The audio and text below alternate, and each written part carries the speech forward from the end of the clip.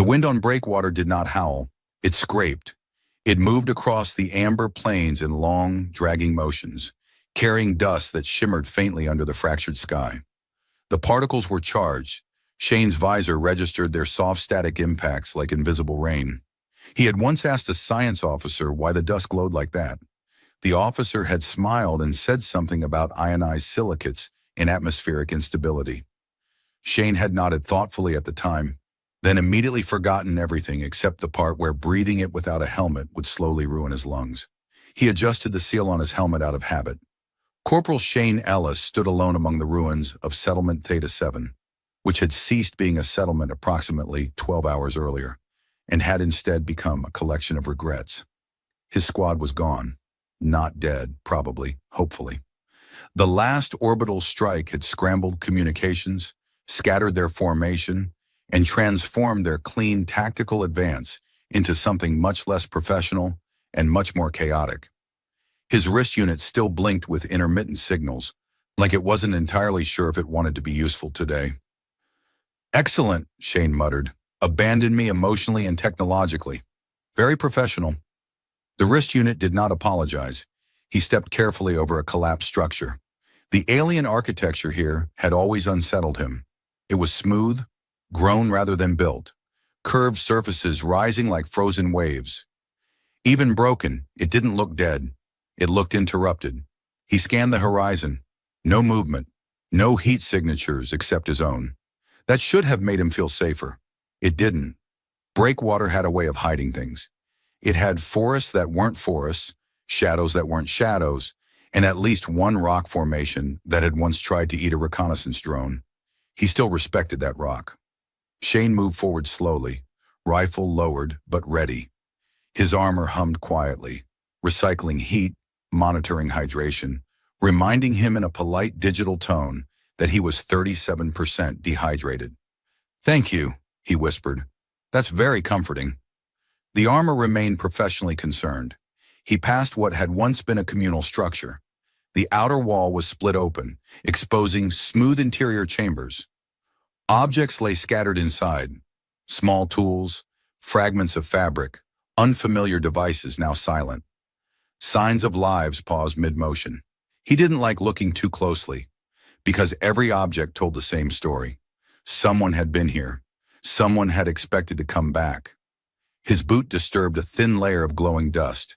It rose gently, drifting in slow arcs before settling again. He paused. There was a sound. Shane froze instantly. Not wind, not machinery, not the distant, low rumble of orbital warfare. This was smaller, softer. He turned his head slowly, visor adjusting automatically. There it was again. A cry, high-pitched, fragile. He frowned. His brain, exhausted and under-caffeinated, immediately suggested several helpful possibilities. 1. Auditory hallucination caused by dehydration. 2. Alien predator capable of mimicking infant distress. 3. Actual infant, which would be statistically absurd and therefore extremely likely. He sighed. "Please be option 1, he whispered. The cry came again. Not option 1. Shane moved toward the sound, every step deliberate. His rifle rose slightly, though he suspected strongly that shooting whatever was crying would not improve the situation, emotionally or tactically. He rounded the edge of a collapsed support arch and saw her. At first, his brain rejected the image, because it did not belong here. She lay partially beneath a fallen structural beam, wrapped in pale fabric streaked with dust. Small, motionless except for the trembling of her tiny hands. Her face was unmistakably that of a baby. Soft, round, helpless. Her ears were unmistakably not human. They extended slightly longer, tapering to gentle points, delicate and elegant even beneath the dust. She cried again. Shane stared. His brain attempted to consult the training manual. The training manual, as usual, was useless. He lowered his rifle slowly. "Oh," he said. He waited for additional context to arrive. It did not. He took a cautious step closer. The baby's crying intensified, her small body trembling. Shane immediately froze. "I am not," he said quietly, "equipped for this." She did not accept his objection.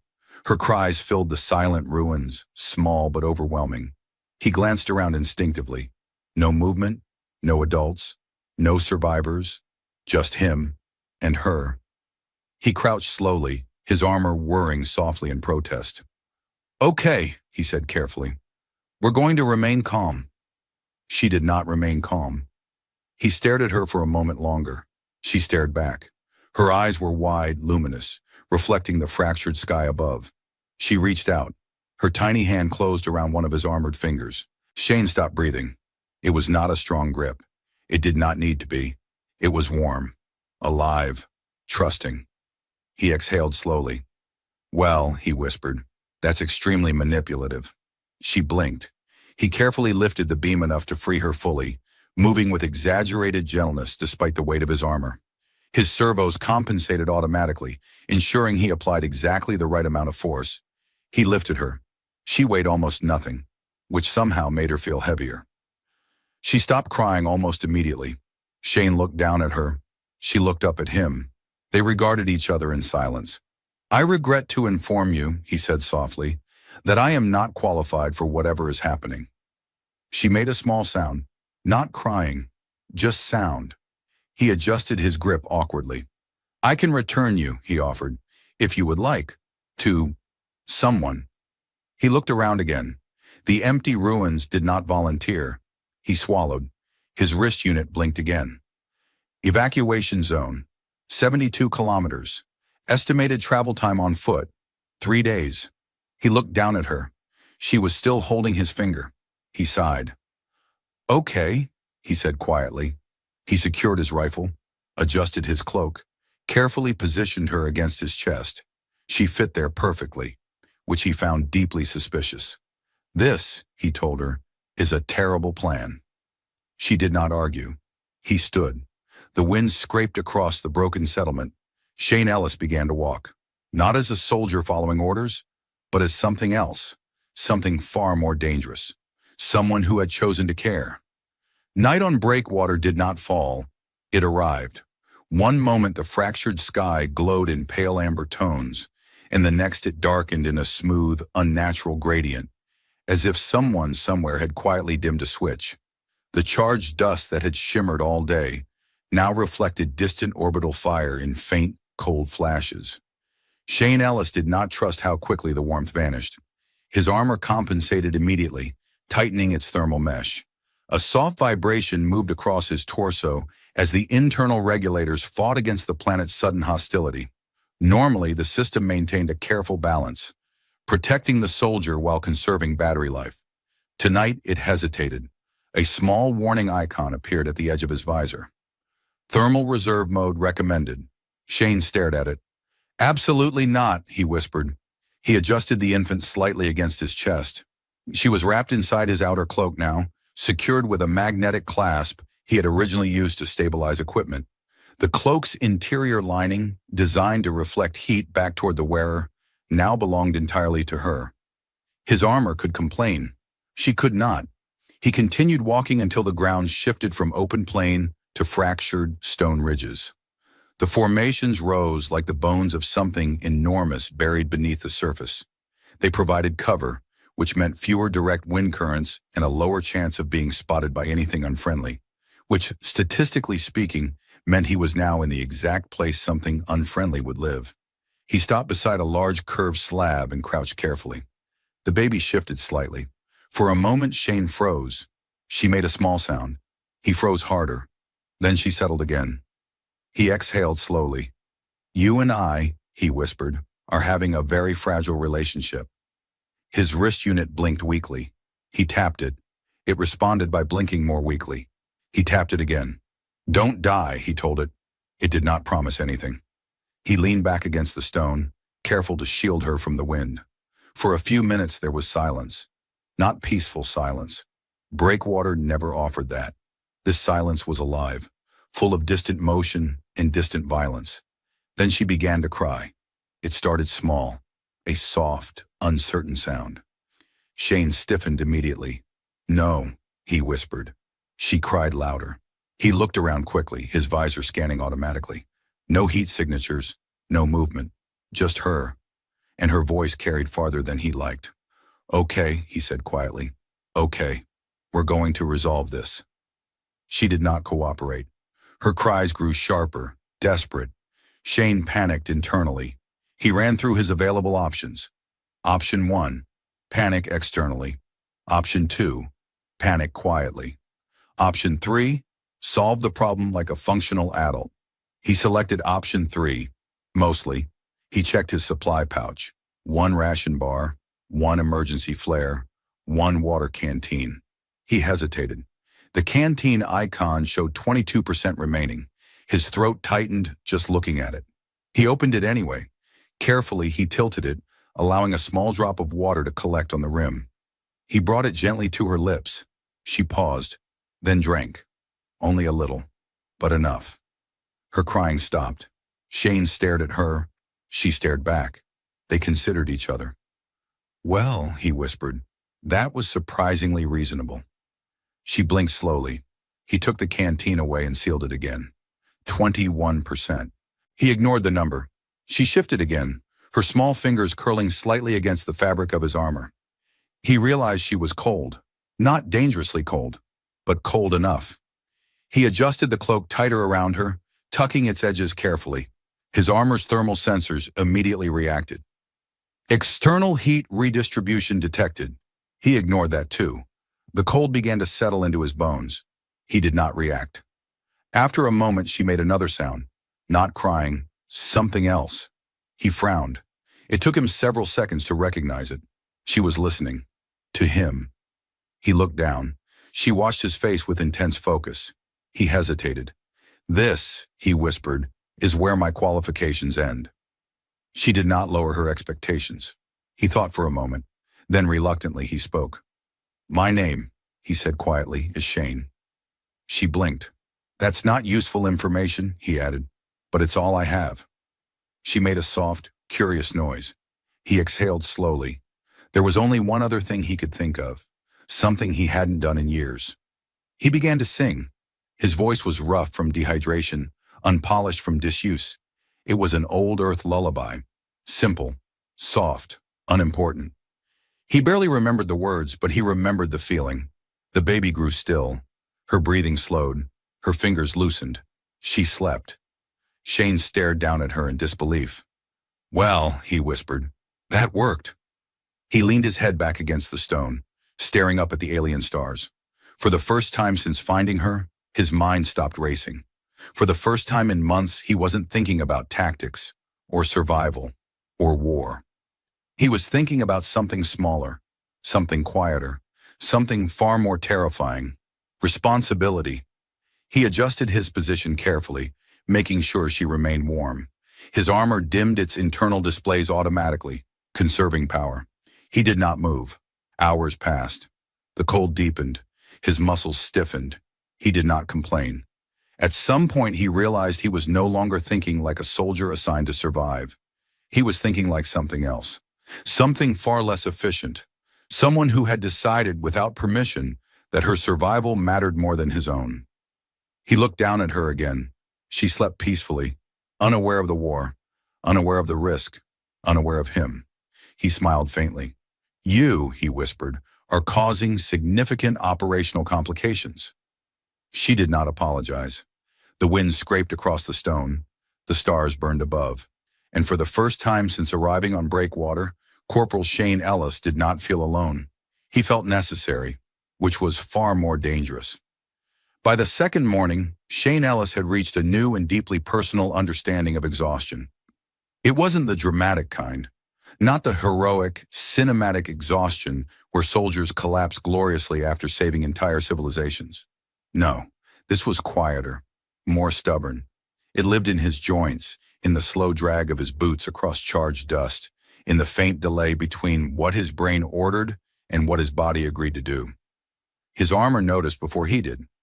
Muscle response efficiency, 82%. Hydration, 17%. Recommendation, rest. Shane squinted at the notification.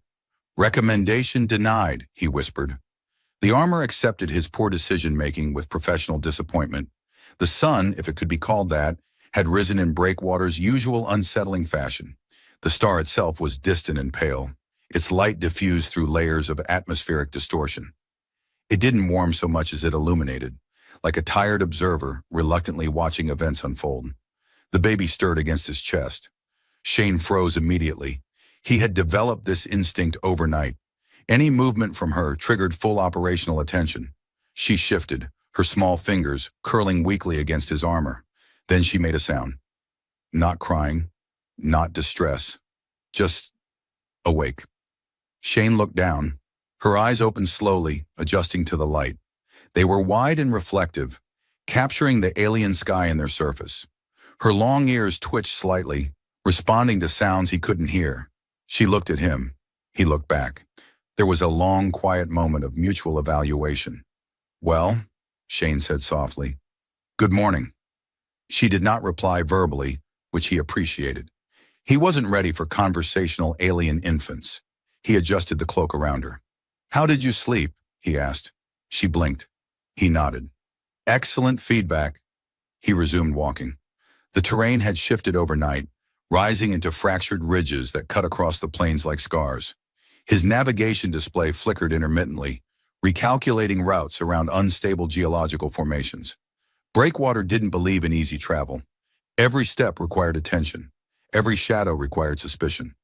And every few minutes, Shane found himself glancing down at her, confirming she was still there, still real, still alive. She made another sound. He looked down again. Her hand had emerged from the cloak, small fingers extending outward into empty space, reaching for nothing or everything. He hesitated. Then carefully he extended one armored finger toward her. She grabbed it instantly. Her grip was weak, but intentional. Shane stopped walking. He stared at her tiny hand wrapped around his armored finger. "Well," he whispered, "this is emotionally devastating." She did not release him.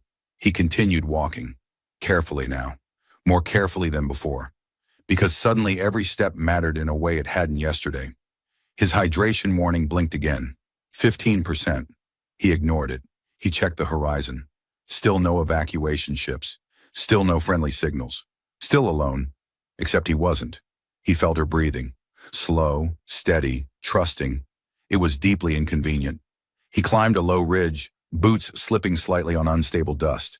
His armor compensated automatically, micro-adjusting joint stability. She remained secure against his chest. At the top, he paused. The plains stretched endlessly ahead, 70 kilometers remaining.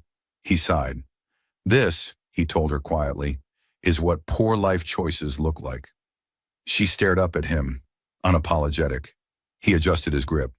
"On the bright side," he added, "you weigh less than my standard equipment loadout." She blinked. He interpreted this as agreement. They descended the ridge slowly. The ground below showed signs of disturbance, not recent, but not ancient. His visor enhanced the surface. Tracks, not human, not mechanical, organic, large. Shane froze. His pulse quickened automatically. His rifle shifted slightly into ready position. He scanned the horizon again. Nothing. The tracks led away from his path. He considered his options. Option 1, investigate. Option 2, absolutely not investigate. He selected option 2. He turned carefully, adjusting his route to avoid the tracks entirely. She shifted slightly, sensing his tension. He placed his hand gently over her back. "It's fine," he whispered. He wasn't sure who he was reassuring. They walked for hours. The heat rose, his throat burned, his muscles protested, his armor stopped making recommendations. It had entered quiet resignation. At some point, she began making soft sounds again. Not crying, just noise, small, curious. He looked down. "You're talking," he whispered. She continued. He frowned thoughtfully. "I regret to inform you," he said, "that I do not speak alien, baby." She stopped, then made another sound, slightly different. He nodded. "Ah, of course, that clarifies everything." She stared at him intensely. He realized something. She wasn't afraid. Not of him, not of the planet, not of anything. She trusted him completely. He had done nothing to earn that. He had simply picked her up and kept walking. The realization settled heavily in his chest. He adjusted the cloak again. "Listen," he said quietly. "I want to be very clear." She blinked. "I have no idea what I'm doing." She accepted this. He continued walking, step by step, across a hostile world, carrying something fragile, something irreplaceable, something that had chosen him without asking permission. And somewhere deep inside, beneath exhaustion and fear and dehydration, Shane Ellis understood something he had spent his entire military career avoiding. This was the first mission that mattered to him personally, not because of orders, not because of duty, because of her. She tightened her grip on his finger. He tightened his hold on her, and together they kept moving forward. The third night approached with quiet indifference. Breakwater did not care how far he had come. It did not care how tired he was. It did not care that his legs now moved more from habit than strength. Corporal Shane Ellis had entered the phase of exhaustion where everything became strangely simple. Walk, breathe, protect, repeat. His armor had stopped offering advice entirely. Its internal systems now operated with quiet efficiency, as if it understood that commentary would not improve the situation. His hydration warning blinked once every 60 seconds. He had named it Gerald. Gerald was very negative. "Gerald," Shane whispered dryly, "your concerns have been noted." Gerald blinked again. The baby stirred slightly against his chest. Her small head shifted, resting more securely against the inside of his collar. He could feel her warmth through the thermal mesh, steady and reassuring. He had begun measuring time by her breathing. It was more reliable than his equipment. The terrain had changed again. The open plains had given way to a region of tall, broken structures that rose from the ground like the remains of a forgotten civilization. Smooth alien pillars leaned at unnatural angles, some shattered, others intact but silent. His visor attempted to identify them. Unknown construction, possible pre-settlement origin, which was a polite way of saying nobody knew what they were. Shane didn't like that. He slowed his pace. Places like this invited observation, and observation often invited response. The wind did not scrape here. It whispered. He didn't trust that either. He stepped carefully between two leaning structures, his boots making minimal sound against the charged dust. His armor adjusted automatically, reducing servo noise. Stealth mode. He hadn't activated it manually. His armor had made the decision for him. He appreciated the initiative. The baby shifted again. He froze. She did not cry. She did not make a sound. Her breathing remained slow, controlled. It was unusual. He had expected noise, randomness, instinctive reactions. Instead, she remained quiet, as if she understood.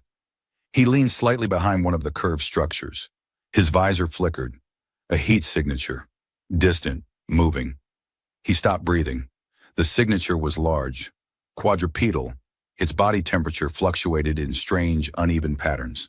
Not mechanical, not human, not friendly. It moved slowly across the open ground beyond the pillars. Hunting. Shane remained perfectly still. The baby remained perfectly still. He glanced down at her briefly. Her eyes were open, watching, not afraid, just aware. He felt a strange, irrational comfort from that. The creature moved closer. Its outline became clearer through his visor. Tall, long-limbed, its body segmented with natural armor plates that reflected faint traces of radiation. Its head moved slowly, scanning, searching. Shane tightened his grip on his rifle. He did not raise it. Firing would solve one problem and create 10 more. He waited. The creature paused. Its head turned, directly toward him. Shane's pulse slowed deliberately. His armor reduced his thermal signature automatically, venting heat into the ground. He became colder. The baby became warmer. He did not question how his armor prioritized that decision. The creature stepped forward, closer now. Close enough that Shane could see the small fractures in its armored hide. Close enough that one wrong movement would end everything. The baby's small fingers curled gently against his chest. He placed his hand over her instinctively. She did not move. She did not cry. She did not betray him. They existed together in perfect silence. Two fragile beings on a hostile world. The creature stopped. It tilted its head slightly, observing, considering. Shane did not blink. Seconds stretched, long, heavy. Then the creature turned away. It moved slowly, losing interest. It walked into the distance. Gone. Shane did not move for another full minute. Then 2. Then 3. Only when his visor confirmed the heat signature was completely gone did he allow himself to breathe. He exhaled slowly. "Well," he whispered, "that was deeply unpleasant." The baby made a small sound. Not distress. Approval. He looked down at her. "You," he whispered, "are extremely good at this." She blinked calmly. He adjusted his grip on her. His legs trembled slightly as the adrenaline faded. He leaned briefly against the curved structure beside him. His armor hummed softly, stabilizing his balance. "You saved my life," he murmured. It wasn't entirely true, but it wasn't entirely false. She had trusted him, and somehow that trust had made him stronger. He pushed himself upright again. The evacuation zone was still far. Too far, but closer than before. He resumed walking, each step slow, deliberate, unstoppable. The wind returned, whispering through the alien ruins. Breakwater watched him, tested him, waited for him to fail. He did not fail, because he was no longer walking alone. And somewhere deep inside, Corporal Shane Ellis understood something that frightened him more than the war, more than the planet, more than the endless distance ahead. He would not stop. Not now. Not ever. Not while she needed him. By the time the 4th morning arrived, Shane Ellis had begun negotiating with his own body. Not commanding, not forcing. Negotiating. His legs, for example, had made it very clear they no longer supported his long-term strategic goals. His throat had entered open rebellion. His head had adopted a vague, floating sensation he strongly suspected was not medically encouraged. His armor, which had previously been a helpful assistant, was now an emotionally distant observer. Hydration, 9%. Core fatigue, critical. Recommendation, immediate rest. Shane stared at the notification through half-lidded eyes. "Your recommendations," he whispered hoarsely, "have been consistently unrealistic." The armor accepted the criticism silently. The baby slept. She had slept longer than usual, her small body resting peacefully against his chest. Her warmth remained steady, her breathing calm and slow. He checked her more often now. Not because she showed signs of weakness, because he did. He adjusted his grip slightly, his arms trembling from the effort. His strength had become something fragile, temporary, borrowed, but he still had enough. Enough was all that mattered. The plains had begun to rise again, forming shallow slopes of cracked amber stone. In the distance, jagged silhouettes marked the outer perimeter of the evacuation zone. The sight triggered a weak flicker of relief somewhere deep inside him. He wasn't there yet, but he could see it. That made it real. His foot caught on a fractured ridge. He stumbled. His armor compensated instantly, stabilizing his balance before he could fall. The baby shifted slightly at the sudden movement. He froze. She stirred. A soft sound escaped her. Not crying, just awareness. He exhaled slowly. "Sorry," he whispered. She blinked up at him, her eyes clear. Not angry, not afraid, just present. He nodded. "I accept full responsibility." She reached out weakly, her fingers brushing the surface of his armor. He stared at the tiny motion. Her hand found his finger, held it. His throat tightened. "That's very encouraging," he whispered. He resumed walking. Step, step, step. Each one slower than the last. His visor flickered briefly, struggling to maintain clarity. Power reserves were dropping. Non-essential systems had already shut down. His targeting assistance was gone. His environmental enhancement was gone. Only the essentials remained. Movement, life support, her. He checked the horizon again. Closer, still too far. His breathing had become audible inside his helmet. Slow, rough. He opened his canteen. It was nearly empty. A single shallow layer of water reflected the pale sky. He stared at it. His throat burned. His body demanded it. He tilted the canteen. Carefully, a small drop formed. He guided it to her lips. She drank, only a little. He sealed the canteen again. He did not drink. His armor recorded the decision. It did not comment. They continued forward. The heat rose steadily. Breakwater's star burned faintly above, its radiation saturating the atmosphere in invisible waves. His armor struggled to compensate, its cooling systems operating at reduced efficiency. Sweat gathered beneath his thermal lining. His muscles weakened further. He felt light, unstable. He focused on her breathing. Counted it. 1, 2, 3. Still steady. Still alive. That was enough. He stumbled again. This time his armor reacted slower. He dropped to one knee. The impact sent a dull vibration through his bones. He remained there for a moment, breathing, recovering. The baby shifted. Her fingers tightened slightly. He forced a smile. "Well," he whispered, "that was a tactical kneeling maneuver." She stared at him, unimpressed.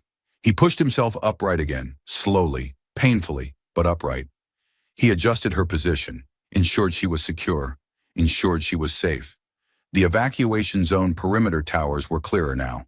Tall, narrow structures rising into the sky, their surfaces faintly reflecting sunlight. Human technology, order, safety, almost. He took another step, then another. His vision flickered at the edges. He ignored it.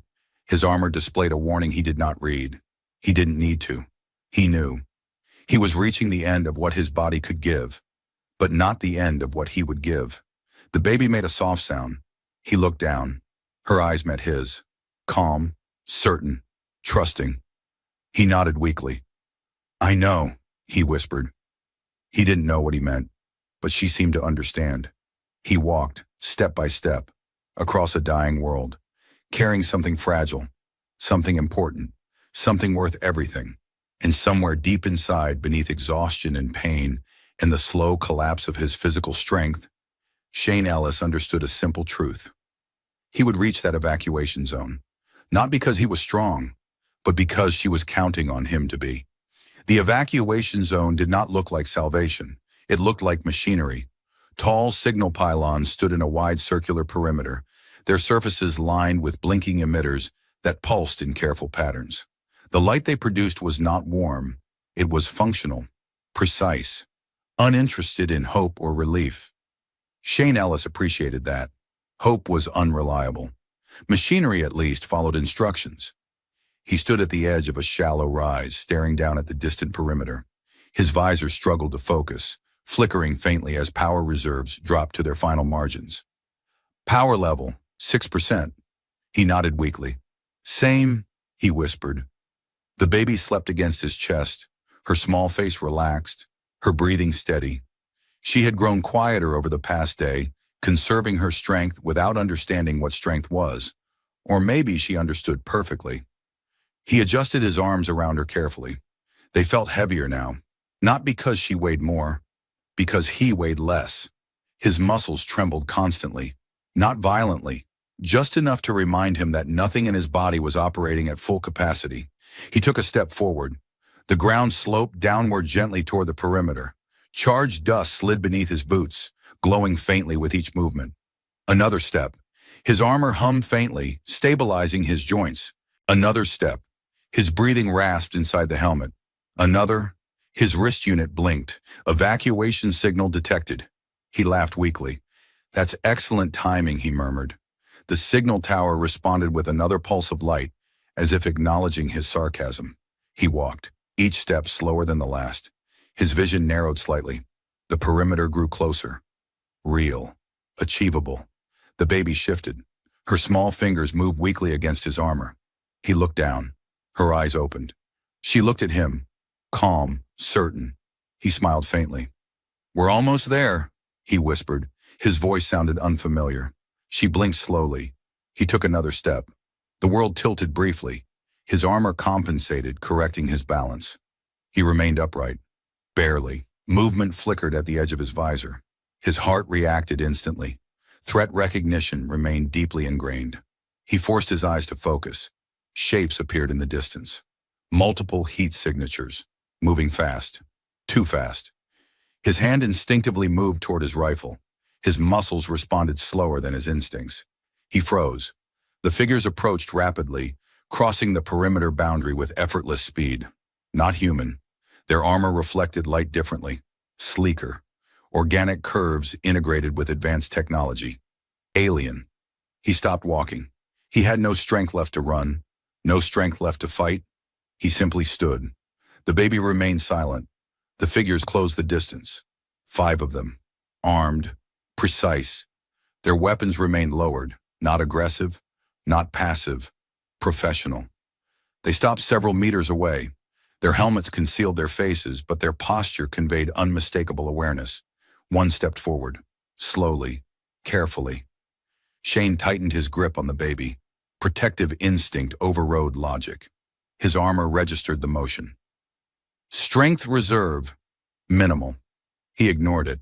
The alien figure paused, then slowly removed its helmet. Shane blinked. She looked human. Almost.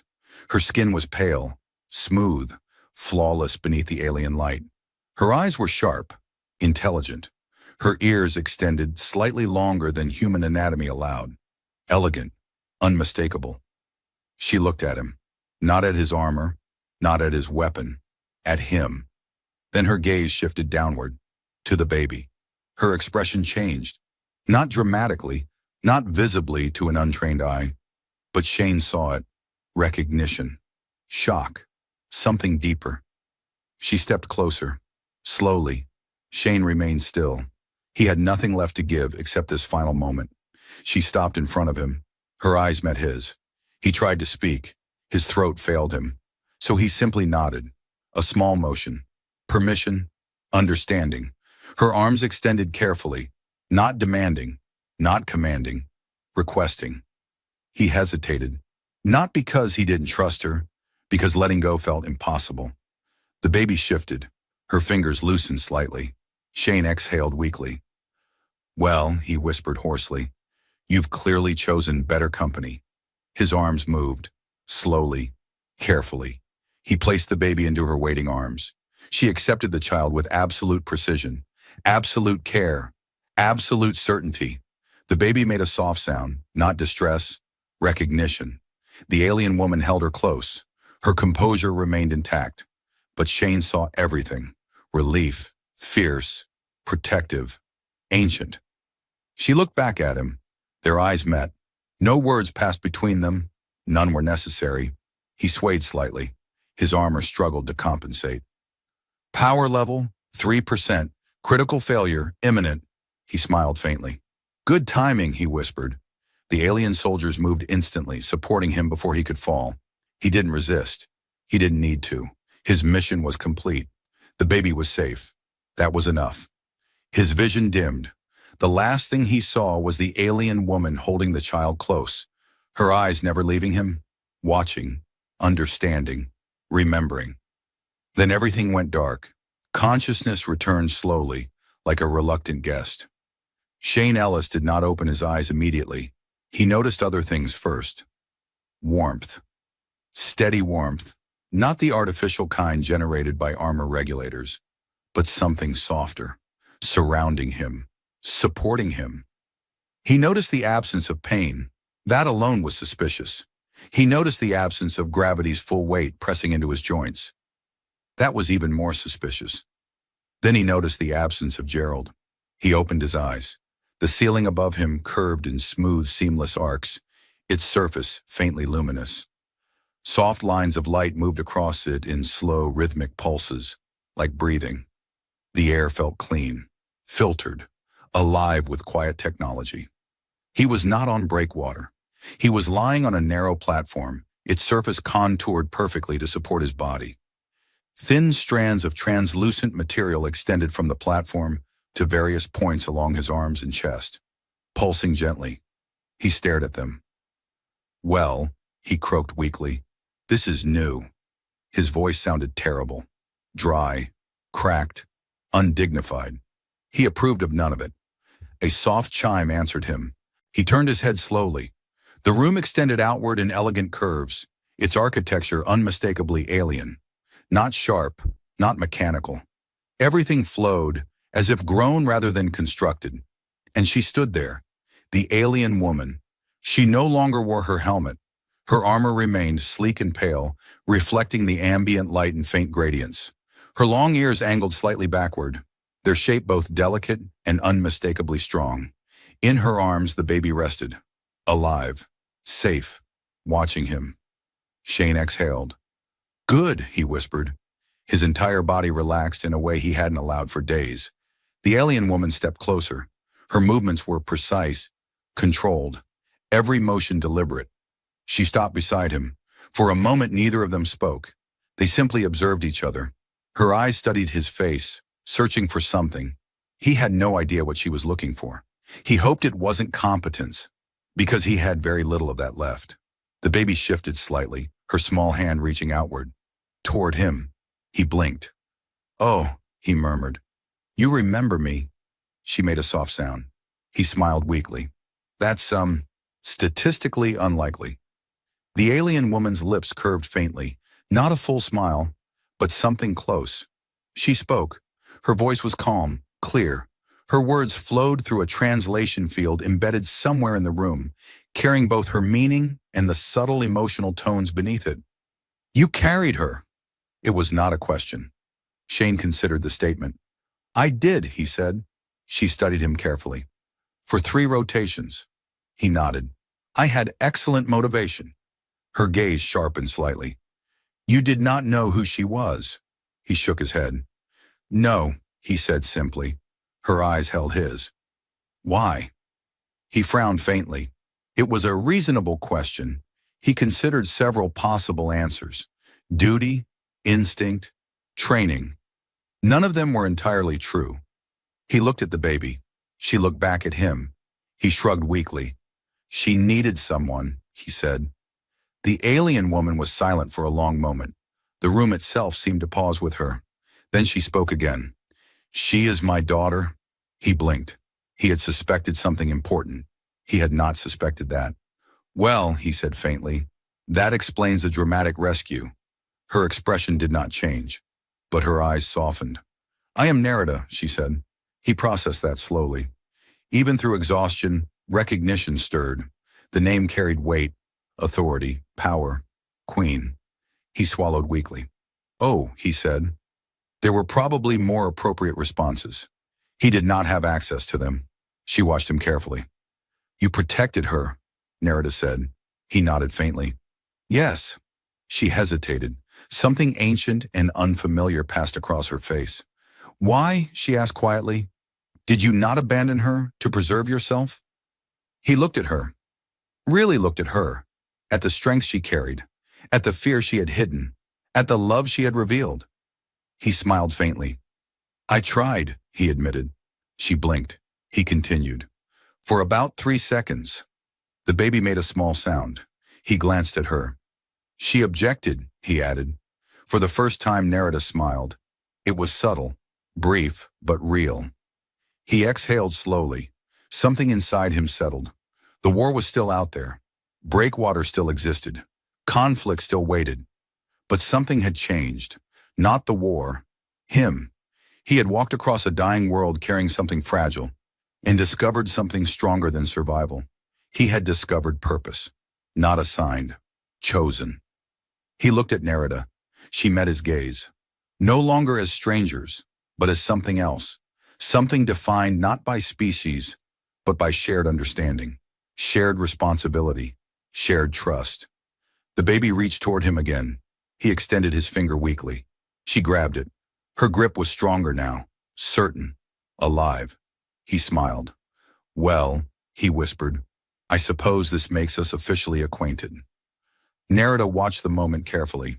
This changes things, she said quietly. He nodded. Yes, he agreed. It did. Not because empires would fall, not because wars would end, but because one soldier had chosen not to walk away, and one queen had seen it, and neither of them would ever forget.